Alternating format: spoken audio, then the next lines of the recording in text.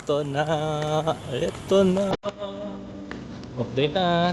Time na para gumala. Ito yung pupuntahan natin doon sa Panamera MRT. Tapos iba tayo pupunta Panamera Ferry. Yun yung ferry na pupunta dito. Okay? Panamera Ferry Terminal. Singapore to Bintan, 9 a.m. 4:10. Bintan to Singapore, 1, 5, 1 and 5. Bintan to Singapore, 11:45 and 5:10.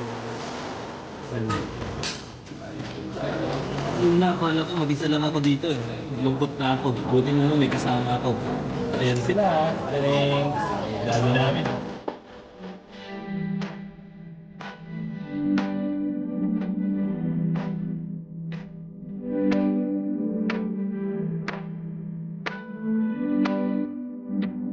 Mga bagay na kinakailangan mong dalhin sa Bintan. Unang-una. Resibo. Hindi. Ito yung pinagpalitan ko na pera. Currency ng Indonesia rupiah. So, ang pera, ang gato. Ang nawa. Passport. Make sure that make sure mo yung passport mo at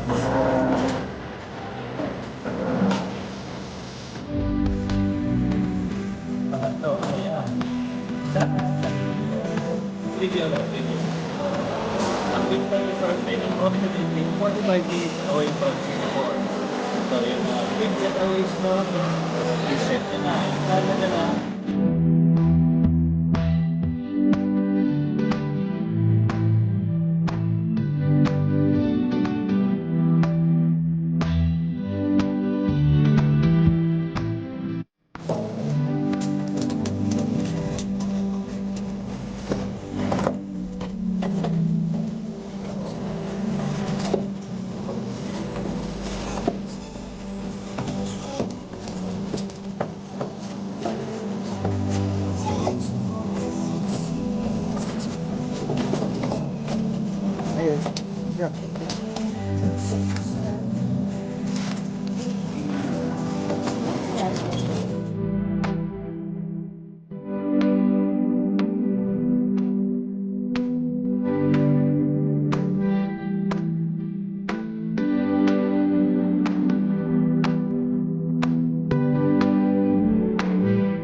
After mo sa immigration, merong buses and shuttle buses.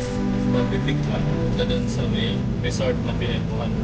So, Hanapin mo lang yung shuttle bus, eh. May kaya sa punta mo na talaga. Check mo sa villa. Ang dami tao.